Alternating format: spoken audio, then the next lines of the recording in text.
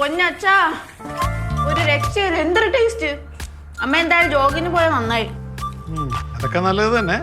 പക്ഷെ ഇതൊരു ശീലമാക്കേണ്ട നിന്റെ അമ്മയടുത്ത് പറഞ്ഞേക്ക് കേട്ടാ. ഇവിടെ ഒരു ഹോട്ടൽ മാനേജ്മെന്റുകാരി ഉണ്ട്. അവള് കുക്കെന്ന് വിചാരിച്ചിട്ടായിരിക്കും അമ്മ നേരം വൈകി വരുന്നത്. എന്റെ പൊന്നെ, അത് ഓർമ്മിപ്പിക്കരുത്. അമ്മ ഒരിക്കലും അങ്ങനെ ചിന്തിച്ചിട്ട് പുറത്തു പോവില്ല. നിനക്ക് അത് വേണം ഇത് വേണം ഇതുണ്ടാക്കിട്ടാ ചേച്ചി എന്ന് പറഞ്ഞോണ്ട് എന്റെ അടുത്ത് വാ. അപ്പൊ ഞാൻ പറയാട്ടോ. ഞാൻ വരും. എന്താ പുണ്ണി ചേച്ചിനെ കളിയാക്കല്ലേ? ചൈനക്കാരിന്റെ കുക്കറി ഷോ കണ്ട് ഇൻസ്പയർ ആയിട്ട് ഹോട്ടൽ മാനേജ്മെന്റ് പഠിക്കാൻ പോയ മുതലാ. അച്ഛൻ ഇത് കേട്ടാ? അച്ഛൻ കളിയാക്കല കേട്ടാന്ന്? എടി അവക്ക് അങ്ങനെ അബദ്ധം പറ്റിയെന്ന് പറഞ്ഞ് നീ അങ്ങനെ പറഞ്ഞ് കളിയാക്കേണ്ട കാര്യമുണ്ട്. മക്കളെ ഒരു ദോശ കൊടുത്ത. വേണ്ട, എനിക്കിത് മതി. നിനക്ക് തരാം. അല്ല മോളെ, ആ സത്യത്തിലേ നീ എന്തിനീ ഹോട്ടൽ മാനേജ്മെന്റ് പഠിക്കാൻ പോകും? എടാ നിന്റെ അടുത്ത് ഞാൻ പറഞ്ഞിട്ടുണ്ട് മിണ്ടാണ്ടിരിക്കണോന്ന്. നീ ഇന്ന് കേൾക്കാത്തത്. മോന്റെ അടുത്ത് ഭിത്തിയിൽ അടിക്കും. മിണ്ടാക്കിലോടെ. അല്ല അച്ഛാ, ഈ അച്ഛൻ ഈ മൂത്ത മോൾ ഇവിടെ ഇരിക്കുന്നുണ്ടല്ലോ വേദം കൂലിയൊന്നും ഇല്ലാണ്ട്. അതിനൊന്നും ഒരു കുഴപ്പമില്ലേ? പിന്നെ എനിക്ക് ബ്ലോഗ് ചെയ്ത് നല്ല പൈസ കിട്ടുന്നുണ്ട്. പിന്നെ ഭയങ്കര പൈസയാ. ഞാൻ ഒരു കാര്യം ചോദിക്കട്ടെ, നിനക്ക് ഇവളുടെ കുക്കറി ഷോയിൽ നിന്റെ മറ്റേ ബ്ലോഗോ ഹാൻഡിൽ കയറ്റി വിട്ടൂടെ? അയ്യോ വേണ്ട, പാവൻ ചേച്ചോലെ ജീവിച്ചോട്ടെ. നീ കളിക്കണ്ടോ? കുറെ നേരായി. അച്ഛാ, നമുക്ക് അച്ഛന്റെ ഒരു കുക്കറി ഷോ ചെയ്താലോ? എനിക്ക് കുഴപ്പമൊന്നുമില്ല. എനിക്കിത് മാത്രമല്ല, ഒരുപാട് ഐറ്റംസ് ഉണ്ടാക്കാൻ അറിയാം. ഞാൻ അതിനെ കൂടി കുറവേ ഉള്ളൂ. നമുക്കൊരു ലൈവ് പോവാം. എന്തിന്? നാട്ടുകാരെ കൊണ്ട് ഓരോന്ന് പറയിപ്പിക്കാൻ.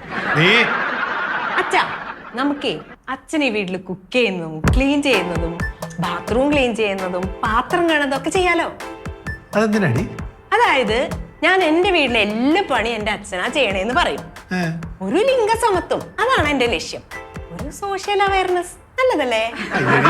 ഇനി അത് നിനക്ക് നിന്റെ കിടതാപ്പിൽ പിടിച്ച് ലോകം മുഴുവൻ അറിയിച്ച് എന്നെ നാറ്റിക്കണം അല്ലേടി? നെഗറ്റീവ് കമന്റ്സ് വരണം, എന്നാലേ നമ്മള് വൈറലാവുള്ളൂ. അങ്ങനെ എന്റെ സ്വന്തം പല്ലട കുത്തി നാറ്റിക്കണ്ട. വേണമെങ്കിൽ കഴിക്കുക. ദോശ വേണോ? നിനക്ക് വേണോ? ഒരെണ്ണം. നല്ല പരിപാടി ആയിരുന്നു. നല്ല പരിപാടിയാ. അച്ഛനെ നാറ്റിക്കുന്ന എല്ലാം നിങ്ങൾക്ക് നല്ല പരിപാടിയാടി. എന്താടാ നിന്റെ വയറ് സൂക്ഷിക്കണം കേട്ടോ. കൊറേ കൊടുക്കണ്ട, അവൻ എന്റെ ദോശ കൂടി എടുത്ത് കഴിച്ചു. അതെ കോളിംഗ് ബെൽ അടിക്കുന്നുണ്ട്. വിളിക്കണ്ട്. നിങ്ങളുടെ മാതാജി വന്നതായിരിക്കും. അവക്കിട്ട് 2 തെറി കൊടുത്തിട്ട് തന്നെ കാര്യം. കഴിച്ചിട്ട് എഴുന്നിട്ട് പൊക്കോണം കേട്ടാ.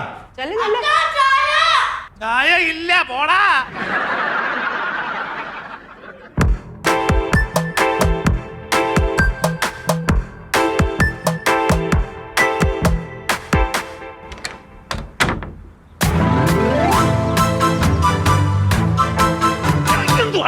നീ 2 ദിവസം മുന്നേ ഉണ്ടായിക്കൊണ്ടിരുന്ന വീട്ടിൽ പോയതല്ലേ? എവിടെയായിരുന്നു ഇതുവരെ? അതെന്താണ് പ്രകാശ് ഇപ്പൊ അങ്ങനെ ഒരു ടോക്ക്? എന്തോ ചിക്കിളി കളയുന്ന കാര്യമായിട്ട് നീ വരാന്നും പറഞ്ഞ് 2 ദിവസം മുമ്പ് പോയതല്ലേ? നിന്നെ കാണാത്തോണ്ട് ചോദിച്ചു. അങ്ങനെ വാ, അങ്ങനെ ആ റൂട്ടിൽ വാ. ഞാനേ നിങ്ങളുടെ പേരിൽ മുനിസിപ്പാലിറ്റിയിൽ ഒരു കൊട്ടേഷൻ കൊടുത്തു.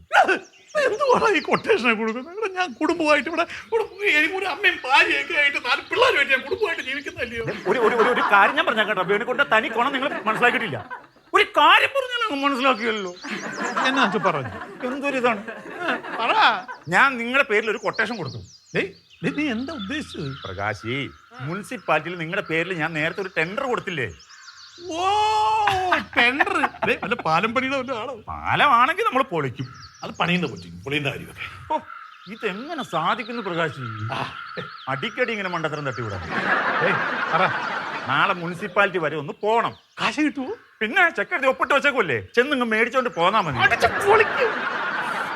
എന്താ പൊന്നോ, ഒരു കാര്യം പറഞ്ഞാൽ തലേ കയറത്തില്ല അല്ലേ? നീ കാര്യം എന്താ വെച്ചാ പറ. നാളെ മുനിസിപ്പാലിറ്റിയിൽ ഒരു മീറ്റിംഗ് ഉണ്ട്, അതിന് പോണം. മീറ്റിംഗാ? ഞാൻ വരത്തില്ല, നീ ഒറ്റയ്ക്ക് പോയാ മതി. എന്റെ പ്രകാശി ഞാൻ കൂട്ടി നിൽക്കുമല്ലേ, പേടിക്കേണ്ട കാര്യമില്ല. അതോ? പൊളിക്കും. ഇല്ല കഴിച്ചില്ല. അല്ല പ്രകാശിയുടെ മദർജി അകത്തുണ്ടോ? മദർജിയും ഭാര്യാജിയും ഇവിടെ ഇല്ല. 2 ജികളും കൂടെ നടക്കാൻ പോയിരിക്കും. എന്തോന്ന് വായി നോക്കിക്കോ, ഒരു ഗസ്റ്റ് വീട്ടിൽ വന്ന ഇങ്ങനെയാണോ?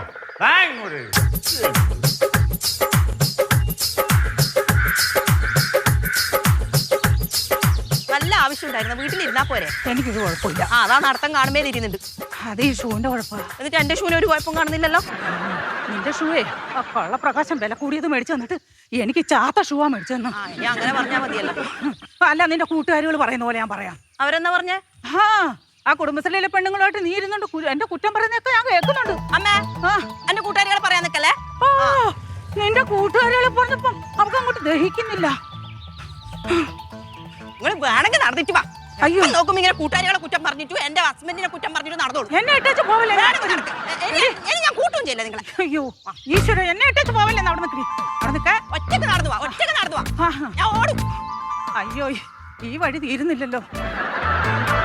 എന്റെ പൊന്നിന്റെ കാലിനൊരു വല്ലായി ഉണ്ടല്ലോ ദൈവമേ. ഒന്ന് നിക്കണേടി.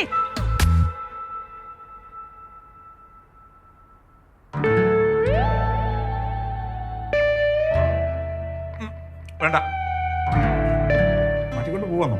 അല്ല വേണ്ടെന്ന് പറഞ്ഞു. ഒരെണ്ണം വേണ്ടെന്ന് പറഞ്ഞു, ഒരു 2-3 എണ്ണം വേണം. ടേസ്റ്റ് നല്ല ടേസ്റ്റ്.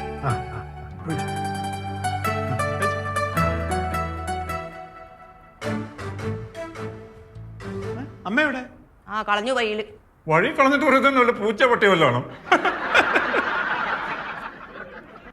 ഇനി ദോശയൊന്നും ഉണ്ടാവില്ല അല്ലേ? അല്ല വേണുക്കുട്ടിനെ അല്ല പറഞ്ഞേ. കഴിച്ചു കഴിച്ചു. നിന്നെ അല്ല. അല്ലേ? കഴിച്ചു.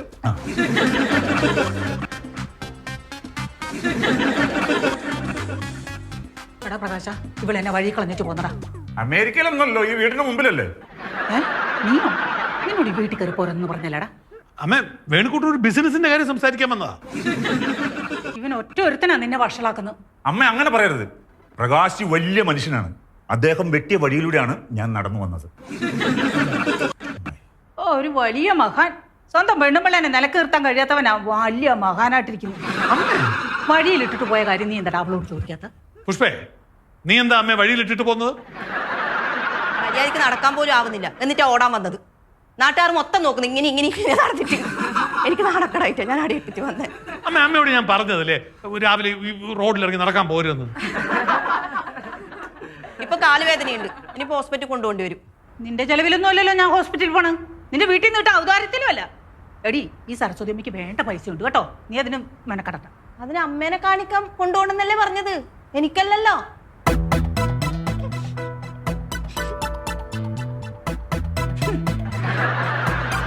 പ്രകാശി ഞാൻ ഇവിടെ നിന്നാ ആകെ വട്ടല. കഴിച്ചിട്ട് പോ.